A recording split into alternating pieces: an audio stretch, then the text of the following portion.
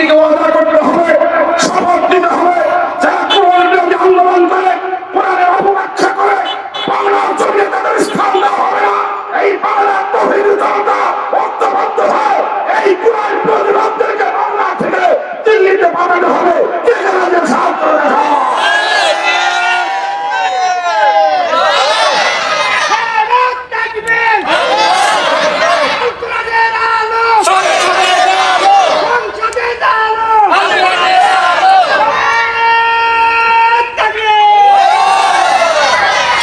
জীবনে অনেক কিছু করেছে, কিন্তু কোরআন নিয়ে যদি কথা বলেন সাইজ হবে,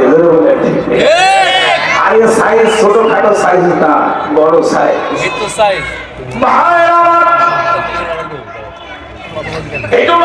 ঠিক করে বলতে চাই, আমাদেরকে আদরে ডাক ডেকেছেন কে? আদরে ডাক ডেকে শুধু কি তাই ডেকেছে, বান্দা তুমি আমার হয়ে যাও, আমার আনুগত্য করলে, আমার দাসত্ব করলে, আমার রাসূলের প্রতি যদি দিল মহব্বত নিয়া রাসূলের তরিকা মতো চলো, আমি আল্লাহ আমার পাশে একটি ঘর বানিয়ে দেব। ও মালিক,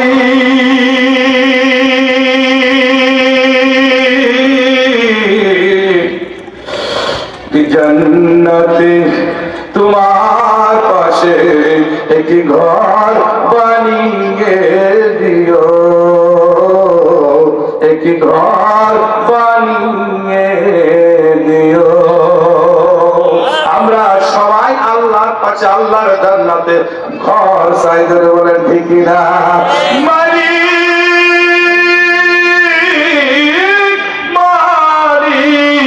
তোমার জান্নাতে তোমার পাশে একটি ঘর বানিয়ে দিও,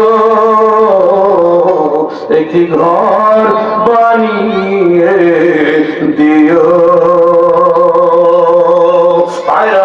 ভাইরা আসেন আসেন আসেন, আমরা মালিকের জান্নাতে ঘর চাই। যদি আমাদের ওই ঘর পেতে হয়, আল্লাহর আনুগত্য, আল্লাহর দাসত্ব, আল্লাহর কোরআনের বিকল্প কোন রাস্তা নাই।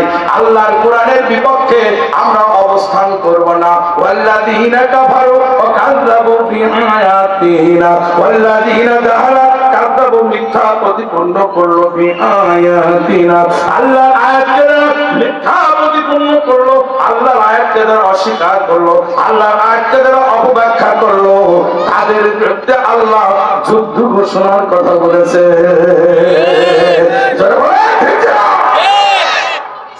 তো জোরে কথা বলে এই জন্য আমি একদম তার কোনো যুদ্ধে অংশগ্রহণ করি নাই। বাপ যুদ্ধে অংশগ্রহণ করেছে, এই জন্য আমার বাবা বীর মুক্তিযোদ্ধা, my father is freedom fighter. আমি বীর মুক্তিযোদ্ধার সন্তান হিসাবে গোটা বাংলার তৌহিদি জনতাদেরকে বলতে চাই, আর একটা বার বাংলাদেশে যুদ্ধ হবে, জোরে বলেন ঠিক না?